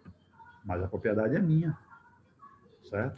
Falando de viagem, Gleice pergunta, por falta de recurso para manter o imóvel, pode. Inclusive, o poder público pode, vamos imaginar que ele chegue na minha casa, lá no muro que está rachado, e ele olha, rapaz, eu vou gastar quase 100 mil reais para consertar esse muro, o imóvel vale 120 mil, sabe? De uma, eu vou desapropriar logo. Então, é possível que, no extremo, o poder público possa desapropriar, ao invés de tombar. Na verdade, para proteger... O que é o tombamento, galera? Tombamento é uma intervenção do Estado para a proteção de patrimônio público, patrimônio histórico-cultural, né? Todo patrimônio que tem a ligação com a nossa história, a formação da sociedade, a formação do Estado brasileiro. O poder público pode tombar, mas ele pode desapropriar direto. Vai depender muito do que ele pretende fazer. Tá? Ele pode usar o tombamento, porque o tombamento é menos agressivo para o direito de propriedade, porque a propriedade se mantém, mas ele pode, no extremo, desapropriar logo, dizer, olha, bicho, vou tirar você daí porque eu vou cuidar desse bem aí, que é um bem tombado, importantíssimo, a manutenção é cara, tal, não sei o quê. Então, eu já desaproprio logo e tiro. É possível também usar a desapropriação como um instrumento de proteção ao patrimônio histórico e cultural. Tá? Mas já que eu estou falando de efeitos, e eu mencionei viagens, um dos efeitos mais importantes, assim, de cobrança de prova, tá? E que eu já vi algumas vezes cobrar, é exatamente a pergunta: o bem tombado, o proprietário pode viajar com ele? Tá? E aí, obviamente, a gente está falando somente de bens móveis, né? Ninguém está falando de viajar com uma casa, né? Bota a casa na mochila e leva. Não vai, mas é móvel, um quadro, uma cadeira, sei lá, uma luminária, uma espada, uma coroa, sei lá, um bem tombado. Pode viajar para o exterior. Vamos lá. Viagens nacionais, se eu for mudar de domicílio, uma viagem definitiva, eu tenho que informar, tá? Porque eu vou mudar o registro. O bem vai estar registrado, sei lá, no órgão aqui de Salvador, eu vou mudar para o Acre, eu tenho que registrar o bem lá, tá? Ou seja, tem que ter esse controle. Viagens internacionais, a regra é não, tá? Bem tombado, a regra é não, mas é uma regra, significa que tem exceção, eu vou explicar a vocês. Primeiro, não faz sentido um bem que tem importância histórica para o Brasil sair do Brasil. Então, a regra é não, ponto. Mas a lei do tombamento, que na verdade é um decreto-lei 25 de 37, salvo engano, se alguém puder confirmar, lei do tombamento, decreto-lei do tombamento no Google, eu acho que é decreto-lei 25 de 1937, né? Dona Regina já está me dizendo o que é, obrigado, 25 de 37. Tem lá uns artigos, a partir do artigo 11, começa a falar dos efeitos, e aí, salvo engano, no artigo 15 ou 14, vai falar da questão da viagem. Então, o que a lei vai dizer? Que, em regra, não pode viajar, não tem por que sair do Brasil. Aquele bem, ele só tem importância cultural no Brasil, não tem por que você levar para fora. Só que a lei diz, salvo, aí vem a exceção, por curto período, então, primeiro requisito para viajar para o exterior, curto período, tá? Primeiro requisito.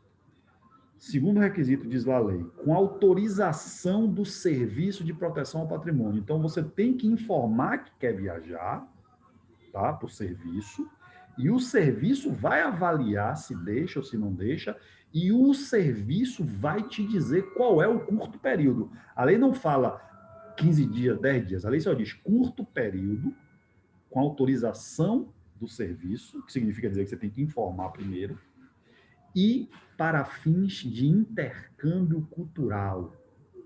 Então, a única hipótese que justifica eu levar um quadro, né, tombado aqui do Brasil para o exterior é para fazer intercâmbio cultural. Aí o Serviço de Proteção ao Patrimônio vai avaliar, vai ver que o motivo é esse. Não, eu vou levar o quadro para a exposição dos quadros do mundo inteiro no Museu do Louvre, na França. Pô, aí o Brasil tem interesse que o quadro vá para lá, para mostrar a cultura brasileira do século, sei lá, V, né? Então, beleza, século V Brasil nem existia como o Brasil que a gente conhece, porque segundo o descobrimento foi em 1500. Mas, enfim, já existia o Brasil, só que não da forma que a gente fala hoje, né? Então, se for intercâmbio cultural, aí o serviço autoriza e diz o tempo, que vai ser um curto período. Então, primeiro requisito, autorização. Segundo requisito, vai ser um curto período, que é o serviço que vai dizer. Terceiro requisito, o motivo tem que ser intercâmbio cultural. Tirando essas hipóteses, bem tombado não pode deixar o Brasil. Certo? Isso é um efeito importante E isso já foi cobrado, mudando aí esses requisitos. Então, fiquem atentos. Vamos voltar aqui para a nossa questãozinha de tombamento, né? Vigília é proprietário de um imóvel cuja fachada foi tombada pelo Instituto tal. Autarquia Federal, após o devido processo administrativo, diante do seu relevante valor histórico e cultural. Você só tomba bem por causa disso aqui, valor histórico e cultural. É isso que faz o tombamento acontecer. O logrador em que o imóvel está localizado foi assolado por fortes chuvas, que comprometeram a estrutura da edificação, a qual passou a apresentar risco de desabamento. Em razão disso, Vigílio notificou aqui, ó, o que é que Vigílio tem que fazer, ó. Ele notifica dizendo, eu não tenho condição financeira de arcar com a obra. Então, assim, a regra é, o bem é seu, você reforma. Agora, eu não tenho dinheiro.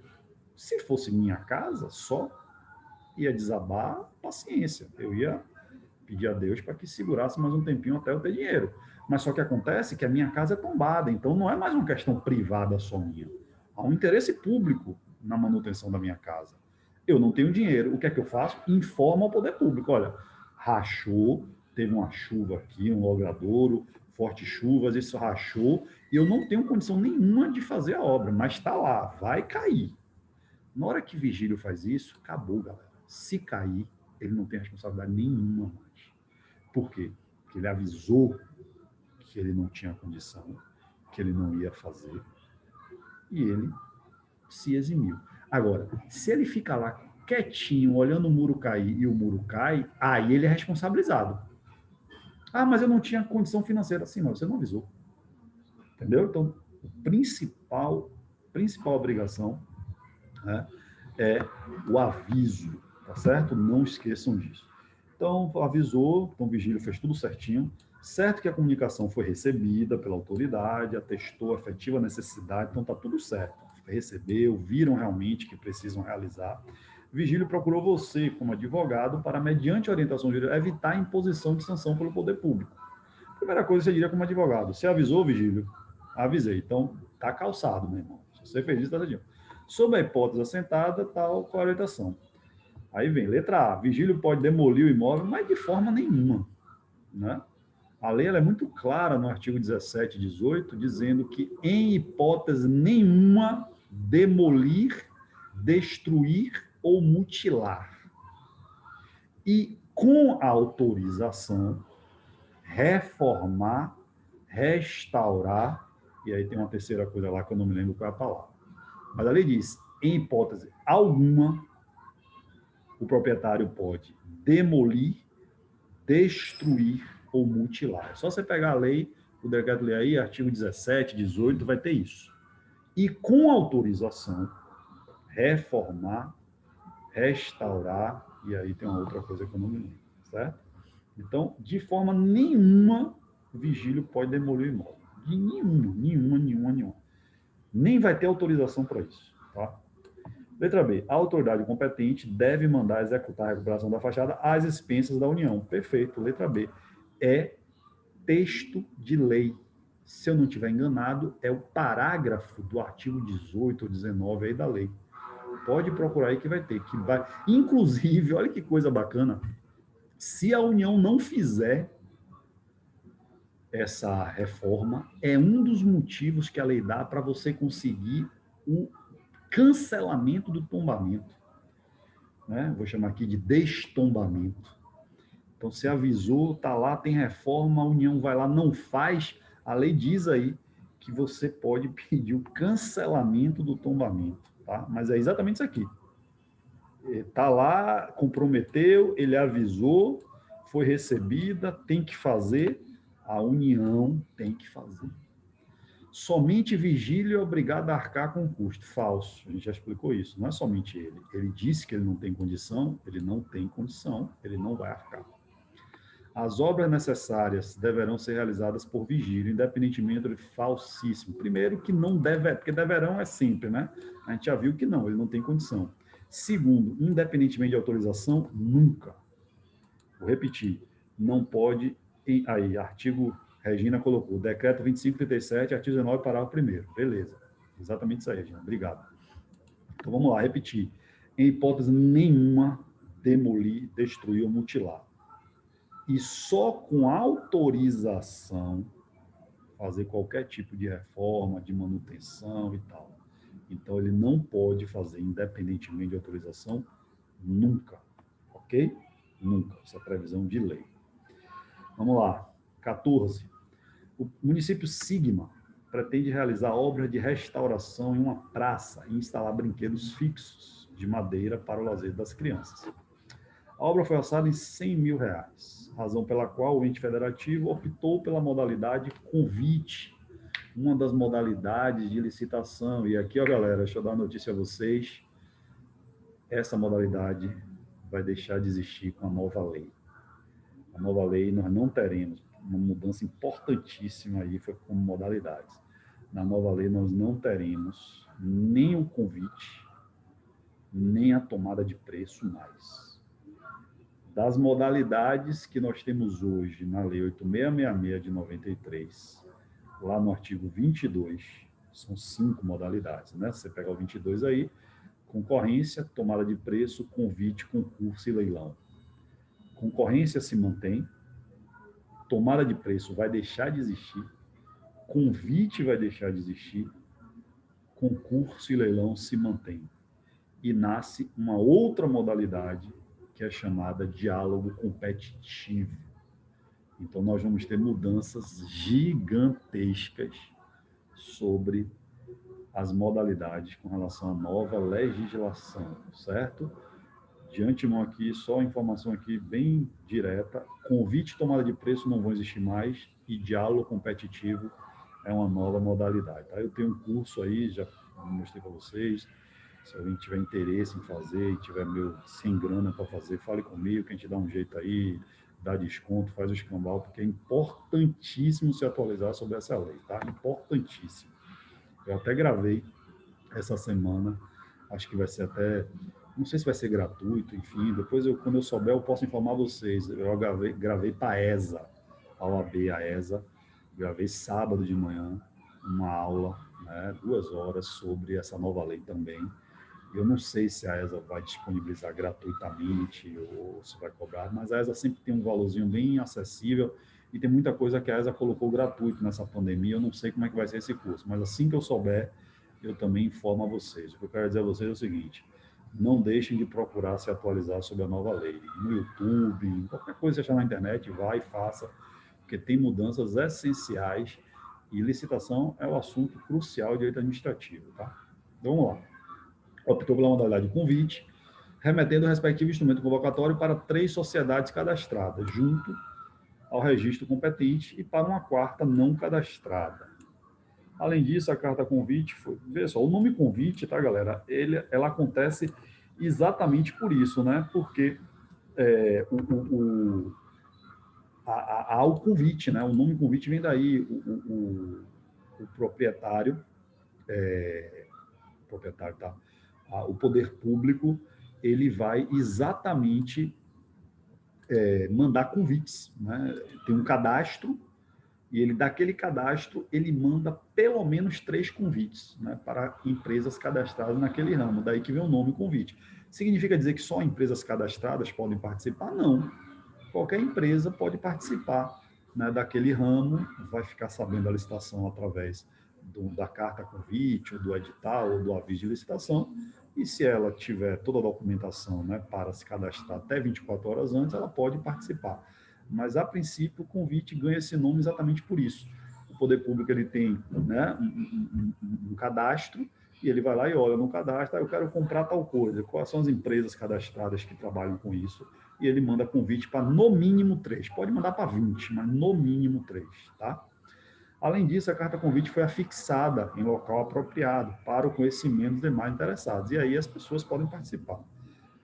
Na sessão de julgamento, compareceram apenas 2 convidadas, certo? Foram convidadas 3 e apareceram 2, né? Certo que a Sociedade Alfa, que é uma das que apareceu, apresentou a melhor proposta e preencheu os requisitos para habilitação. Diante da situação hipotética, assinale a afirmativa correta.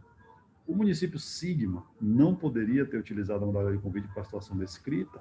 Falso, né? Porque é exatamente a hipótese da modalidade, né? Ela quer o quê? Obras né? O convite tem um limite de R$ 150 mil para convite.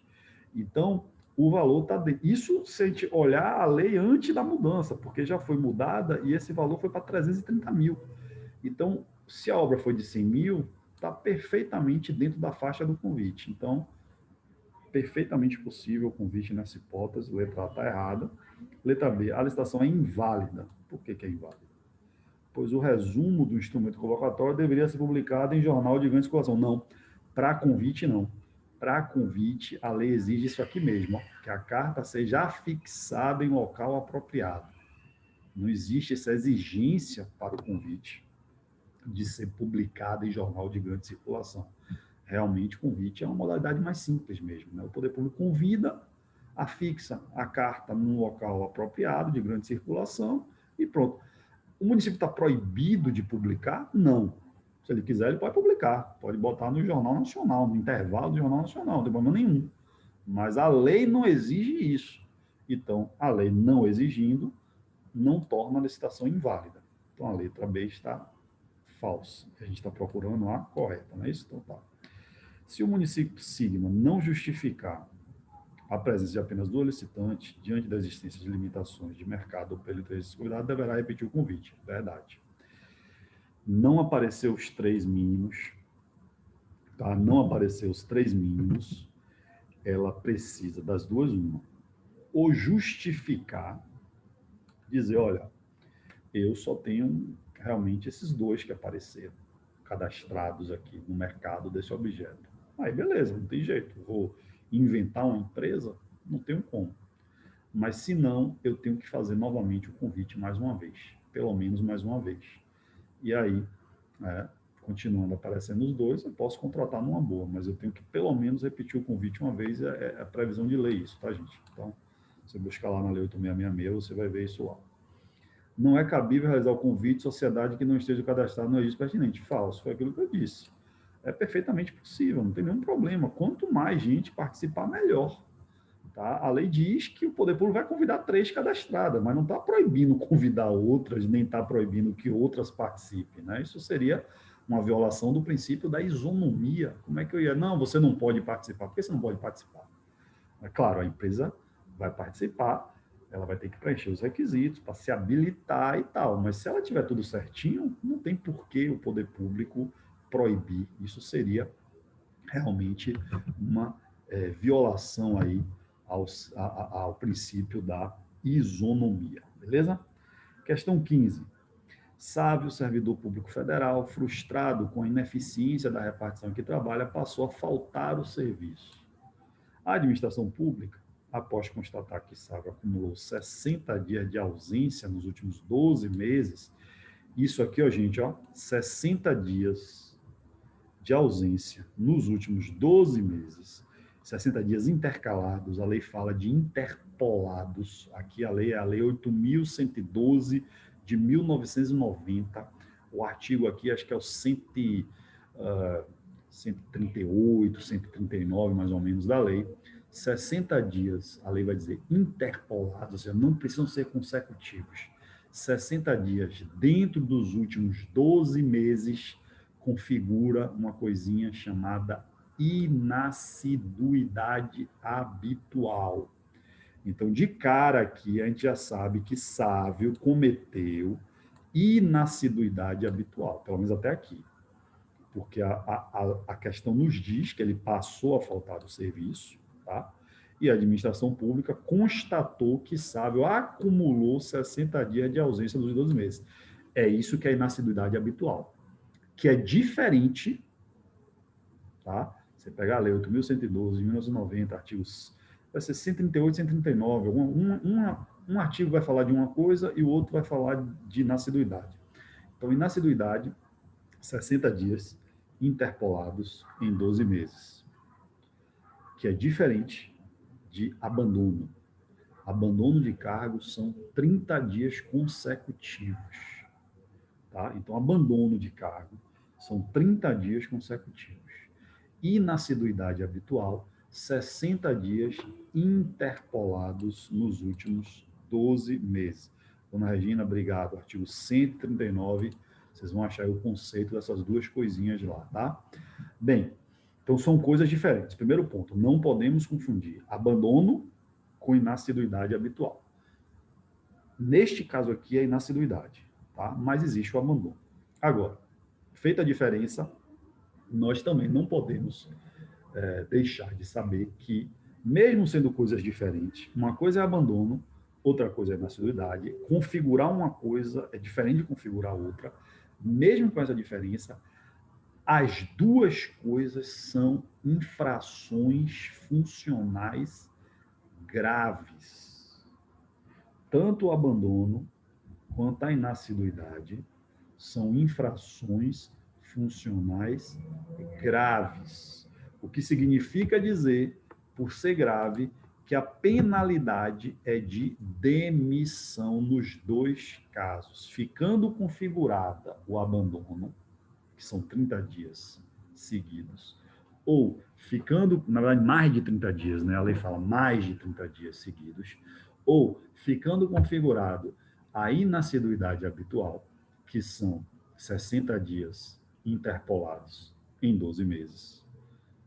A pena é de demissão, se ficar configurado. Agora, claro que a demissão só poderá vir após o PAD.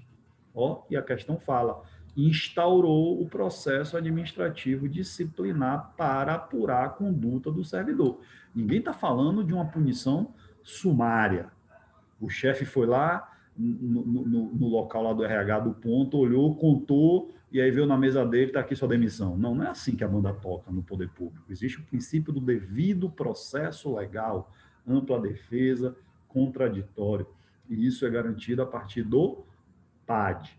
Mas passado o PAD, tendo garantido a ampla defesa e o contraditório, se ficar configurado realmente, confirmado, o abandono ou a inassiduidade, a penalidade obrigatória, tá, galera?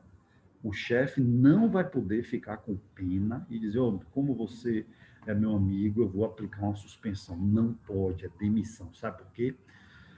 Porque se você está com a lei aberta, aí 8.112, vá no artigo 132. E o artigo 132 diz, a demissão será aplicada nos casos de dois pontos. E aí tem uma lista de infrações que a lei já considera grave. E se você ler a lista, você vai ver inassiduidade habitual e abandono de cargo. Além de, por exemplo, improbidade administrativa, tá? Acumulação de cargos, crimes. Então você vai ver lá as coisas mais graves que a lei considera, e aí a lei já de maneira vinculada, ou seja, não é discricionário, ela já determina que a penalidade de tudo que estiver no 132 seja a demissão, certo? E aí deixa eu abrir aqui um parênteses, porque eu vi uma questão uma vez na OAB, que ela fez a seguinte pegadinha, observe, talvez eu possa até já ter falado aqui, porque é uma questão que envolve vários assuntos do direito, e eu gosto sempre de dar ela como exemplo, mas tem a ver com isso. A questão dizia que um certo cara, ele tinha cometido uma infração, e a infração estava no 132. Então, na verdade, você tinha que saber decorado. Infelizmente, esse 132 é importantíssimo você saber, tá? Então, a infração lá da questão estava no 132, que significa que a penalidade tem que ser a demissão. Ponto final, beleza? Só que a questão colocava a seguinte situação. Foi instaurado o PAD, chegou ao final, aplicou-se a suspensão. Não aplicou a demissão. Ilegal, tem que ser demissão. Ponto final.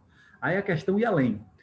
Insatisfeito com a suspensão, o cara que tomou a suspensão recorreu. Ou seja, ele deveria ter procurado o advogado devia ter dito, meu filho, fica na tua. Por quê? Porque você tinha que ser demitido. Ninguém percebeu, sabe? Fica na sua. Porque advogado tem que trabalhar a favor do cliente, certo? Não sendo nenhum crime, nada, não tem problema. Fica na sua. Mas ele não. Ele foi lá e recorreu. Não, suspensão, nada, tá, recorro. Aí a questão dizia que o recurso chegou na autoridade superior, a autoridade superior verificou que a hipótese era de demissão, anulou a suspensão e aplicou a demissão. Ponto. E aí a questão perguntava se isso era possível, se isso era legal. Porque Porque a questão ia logo pensar, o aluno, não pode, a reformácio impégios, que absurdo, o cara recorreu e agravou a situação. Mas é perfeitamente possível pelo princípio da legalidade e da autotutela. A hipótese era de demissão. O cara que aplicou a suspensão errou.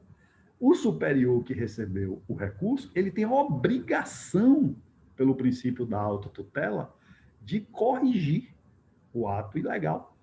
E a correção, neste caso, é agravar. Eu anulo a suspensão e aplico a demissão. Perfeitamente possível, não tem problema nenhum. Não há essa coisa no direito administrativo da proibição da reformácio impégios. A gente tem que ter muito cuidado com isso, tá? Porque efetivamente não há, por causa da legalidade da autotutela. Se o cara que recebeu o recurso percebe que a punição, a decisão inferior, ela é ilegal, ele tem a obrigação de corrigir. Seja corrigir para agravar, para diminuir, para ficar igual, não interessa. Se é ilegal, ele tem que corrigir pela força do princípio da legalidade e da autotutela. Beleza? Então, só para vocês perceberem que caiu no 132, tem que demitir. Ponto. E abandono e inassiduidade está lá. Ok? Então, instaurou o PAD para apurar a conduta do recebedor, tendo como premissa esse caso concreto, a ação afirmativa correta.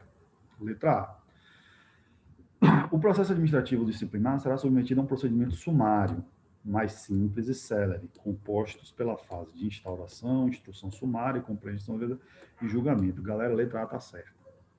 E aí, cuidado, essa sumariedade aqui, ó, não quer dizer que não garante a ampla defesa.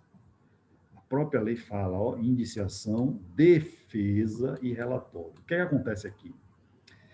Quando a gente fala de PAD, existem dois processos.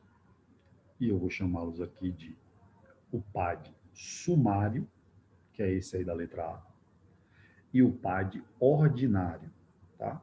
Sumário é mais rápido. Ele tem os prazos mais curtos, o número de testemunha menor, enfim, é um processo que ele é feito para ser mais rápido, o que não implica em violação para a defesa e contraditório necessariamente. E o PAD ordinário é o comum, tá? Eu estou usando a terminologia aí, fazendo um paralelo de processo judicial, processo sumário e processo ordinário, tá? Vamos lá. O PAD sumário, ele é para ser usado em 3 hipóteses somente. E sabe quais são essas 3? Primeiro, acumulação de cargos. Então, se a infração for acumulação ilegal de cargos, o PAD vai ser o PAD sumário. Então, se essa questão aí, 15, se a historinha aí, em vez de ser inassiduidade habitual, fosse acumulação ilegal de cargos, a letra A estaria certa também. Segunda hipótese para utilizar o PAD sumário, abandono de cargo. Então, se nessa historinha aí, em vez do cara faltar 60 dias em 12 meses, se ele faltasse 30 dias, mais de 30 dias consecutivos, ou seja, configurasse abandono, a letra A estaria certa também. E o terceiro caso, olha só qual é? Inassiduidade habitual, que é exatamente a hipótese da questão. Então, configurou inassiduidade habitual, instaurou um PAD. O PAD pode ser o PAD sumário, porque é inassiduidade. Vocês vão ver isso, sabe onde? Artigo 133 da lei, essa mesma lei, 8.112. O artigo 133 é o que fala do PAD sumário. E se você ler lá, você vai ver que compreende exatamente isso aqui, ó, essa partezinha aqui, ó, ela está copiada da lei, do artigo 133, acho que do parágrafo 1º da lei. Tem 3 incisos lá, enfim. Está copiada. É isso que é o PAD sumário. Agora, no 133, só está falando expressamente da acumulação ilegal de cargos. Aí você vai dizer, oh, e como é que aplica no abandono e na inassiduidade? Porque se você descer a lei, né, Dona Regina falou que está no 139, né, se você for para 140, talvez 141, vai exatamente dizer que o processo previsto no 133 também se aplica a abandono e inassiduidade. Certo? Então, é previsão expressa de lei. Ou seja, recapitulando, deste procedimento sumário, esse PAD sumário, ele é para ser usado em 3 infrações: acumulação ilegal, abandono e inassiduidade habitual, certo? Nas outras infrações, todas têm que usar o PAD ordinário, certo? O PAD sumário só pode ser usado nessas 3 infrações. E aqui está correta, aí, dona Regina fala, artigo 140, obrigado. E aqui está correto exatamente por isso, porque olha qual é a infração: inassiduidade habitual, 60 dias nos últimos 12 meses. PAD sumário, beleza, letra A já é a resposta que eu já sei. Vamos lá ver as outras coisas. Letra B, a inassiduidade habitual configura hipótese de demissão do serviço público. Beleza, tranquilo. Ficando sábio, impedido de nova investidura em cargo pelo passivo. Não. Galera, se você pegar agora o artigo 137, vai trazer no caput algumas hipóteses e que inassiduidade não está aí, em que, além da demissão, a pessoa fica 5 anos proibido de retornar ao serviço público. Para usar um termo futebolístico, ou seja, a pessoa, além de demitida, ela pega um gancho de 5 anos. São infrações muito graves. Se você pegar o 137 no caput, você vai ver isso. E aí vai ter a listinha de quais são. Eu não sei aqui de cabeça, mas inassiduidade não é hipótese da pessoa pegar esse gancho. Tá? É realmente hipótese de demissão, existe uma gravidade, mas além entendeu que não é grave o suficiente para, além da demissão, pegar mais 5 anos. Tá? Então, está fora da lista do 137, a inassiduidade, por isso que não tem essa situação aqui dos 5 anos. Na hipótese imputada a pena de demissão assável, é lícito à administração pública exigir depósito de dinheiro como requisito, admissibilidade de recurso, blá, blá. Aqui é a famosa questão praia, né? Ela está aí, não sei para quê, para realmente o cara nunca marcar ela. Galera, o STF já decidiu que é inconstitucional a cobrança de qualquer tipo de calção, depósito, valor para recursos administrativos. Tá? É inconstitucional. Você está vendendo o recurso. Quem tem dinheiro vai recorrer, quem não tem não vai. E, obviamente, que a gente não pode ter o princípio do devido processo legal, a ampla defesa e o contraditório, já que recurso tem a ver com ampla defesa e contraditório, atrelado a uma condição econômico-financeira da pessoa. Né? Então, eu não sei até hoje como é que sobrevive depois desse entendimento do STF, porque, na verdade, o STF não falou isso só de recurso administrativo, tá? Eu não sei até hoje como é que sobrevive os tais dos depósitos recursais da Justiça do Trabalho, né? Esse trabalho é um mundo à parte. Então, mas o STF já disse que é inconstitucional, tá? Então não pode cobrar depósito de dinheiro, calção, que de forma nenhuma, isso aqui é inconstitucional. A falta de advogado constituído por SADO no PAD é causa de nulidade, tendo em vista que a ausência de defesa técnica prejudica falso. O advogado é um direito. A pessoa, se ela quiser, ela pode ser acompanhada de advogado, mas não é uma condição. O processo administrativo, ele não precisa obrigatoriamente de advogado. E, inclusive, ó, a ausência de defesa técnica e tal, a súmula vinculante número 5 do STF diz exatamente o contrário, que a falta de defesa técnica não viola a ampla defesa e o contraditório. Então, existe uma súmula vinculante do STF que é exatamente contra o que essa letra D está dizendo. Portanto, a letra D também está falsa, certo? Questão 16. Já estamos chegando aqui na nossa horinha, né? O governo do estado Alfa, para impulsionar o potencial turístico de uma região cercada de belíssimas cachoeiras, pretende asfaltar uma pequena estrada que liga a cidade mais próxima ao local turístico. Com vistas à melhoria do serviço público e sem dinheiro em caixa para arcar com as despesas, o Estado decide publicar edital para a concessão de estrada com fundamento, olha quem está aqui de novo, ó, concessão comum. Perceba, só hoje aqui, já a terceira vez que está falando de concessão, né? Já é um outro exame aqui, né? Não é o mesmo, mas perceba como a OAB gosta, tá? Cabendo ao futuro concessionário a execução das obras. Com base na hipótese apresentada, assinale a afirmativa correta. Vamos lá ver, então, agora sim uma questão sobre concessão de serviço público. O edital poderá prever, em favor da concessionária, outras fontes de receita, além daquela oriunda do pedágio. A renda adicional deve favorecer a modicidade da tarifa, reduzindo a tarifa paga pelos usuários. Letra A, certíssimo, está certo. A concessão comum, galera, eu vou aproveitar que agora a gente está falando da concessão comum para dar uma informação a mais. Que quando eu falei que a concessão, eu fiz a diferença mais cedo entre a concessão comum e a concessão patrocinada, não foi? E eu disse que a concessão comum ela é financiada pela tarifa dos usuários, enquanto que a concessão patrocinada, a diferença é exatamente que a concessão patrocinada tem o patrocínio do Estado. Só que eu não disse que a concessão comum só pode ser financiada pela tarifa dos usuários. O que ela não pode ter é o patrocínio do Estado, porque aí é patrocinada, é PPP. Mas a lei 8987 de 95 autoriza expressamente que a concessionária, o edital, o contrato, possa dar à concessionária outras fontes de receita além da tarifa. No caso aqui, como é uma asfaltar e tal, é pedágio, ou seja, a tarifa é o pedágio que vai ser cobrado. Mas a lei pode permitir o edital outras fontes de receitas. Sabe para quê?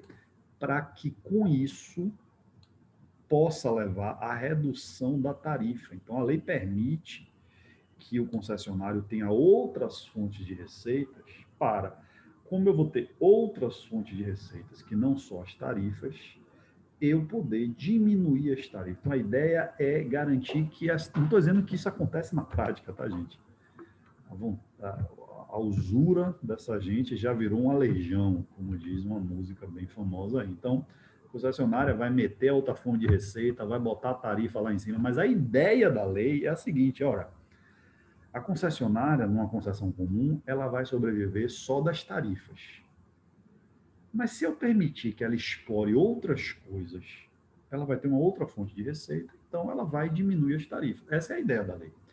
Por exemplo, explorar publicidade, explorar outdoors durante, né, a rodovia pedagiada. Em São Paulo, acho que aqui não chegou ainda aqui na Bahia, existem algumas rodovias pedagiadas que você tem estação de rádio daquela concessionária, que inclusive é feito lá através de uma tecnologia de onda de rádio, de bloqueador e tal, que você só consegue acessar a estação quando você está na rodovia que é pedagiada.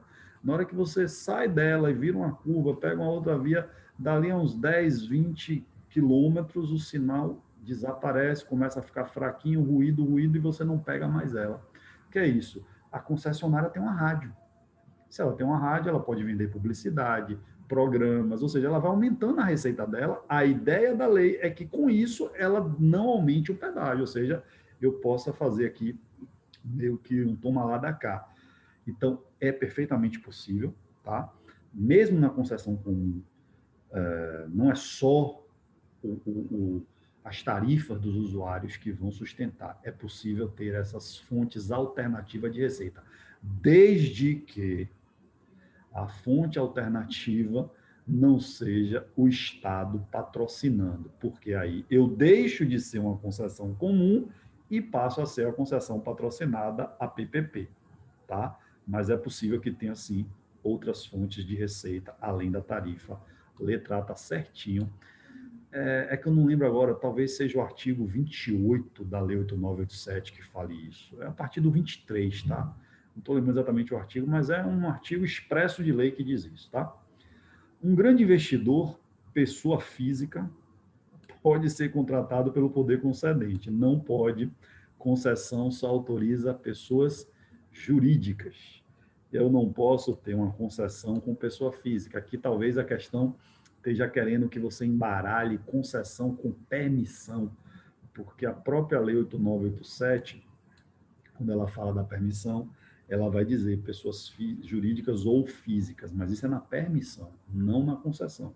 Não existe concessão com pessoas físicas. Pode ser grande investidor, mega investidor, pode ser quem for.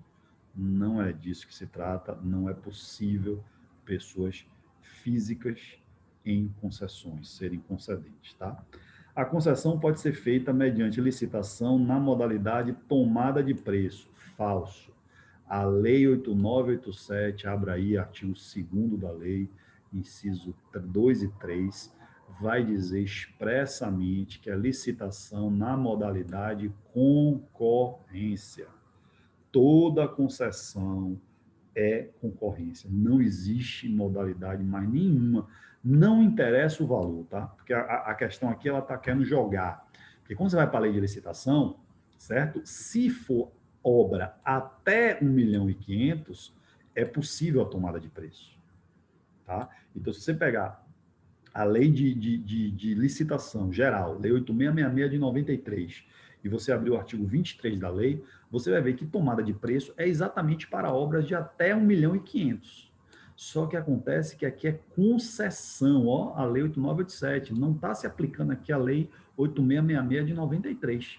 E a concessão é obrigatório, por expressa previsão legal, que a modalidade seja a concorrência, independentemente da faixa de valor.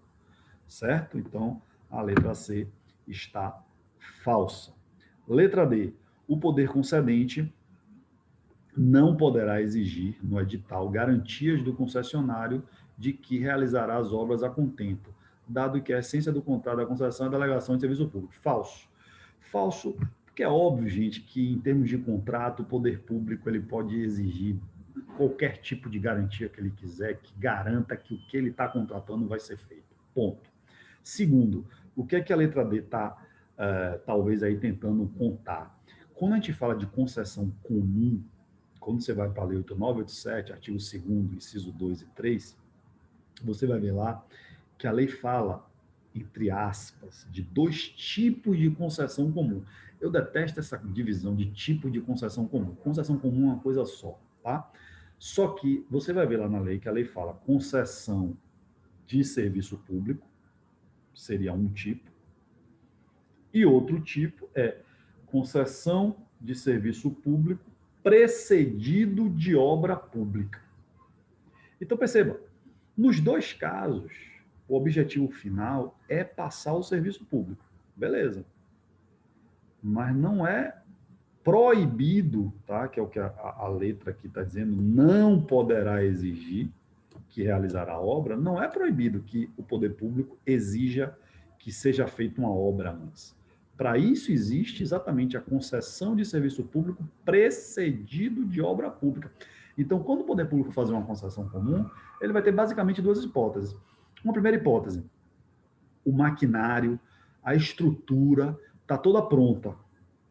Eu só quero uma empresa que entre e explore o serviço público. Pronto, isso aí vai ser uma concessão de serviço público. A empresa não precisa fazer nada, porque está tudo pronto ali. Agora, uma outra hipótese, que é exatamente, normalmente são as situações de rodovias, de pedágios, de duplicação, é o seguinte: eu vou conceder para você, mas eu quero que você duplique. Ou seja, é a concessão de serviço público, o objetivo final da concessionária é explorar o serviço público, é explorar o pedágio. Só que é precedido de obra. Eu agrego 2 coisas em uma única licitação. Eu, poder público, digo, eu vou te passar o serviço público, mas você vai ter que fazer um investimento antes. Normalmente, as rodovias pedagiadas é concessão de serviço público precedido de obra pública. Então, quando a questão diz aqui que o poder concedente não pode exigir garantias de que ele realizará obras, está falso. Existe a concessão de serviço público precedido de obra pública, que é exatamente essa hipótese aí da letra D, certo? Então, a letra D aqui está falsa, a letra correta aqui é a letra A. Beleza, galera? E aí eu vou ficar por aqui, a gente tem mais algumas questõezinhas que no nosso próximo encontro, acho que semana que vem a gente vai ter uma outra aula, tá? Depois eu falo com vocês. A gente continua e provavelmente, deixa eu ver, 17, 18, 19, 20. Bem, tem 3 questões aí, eu provavelmente, então, eu mando mais questões. Eu mando outro arquivo com mais questões, né? E aí a gente continua esse nosso bate-papo aqui, tá? Resolvendo outras questões. Ok, galera? Queria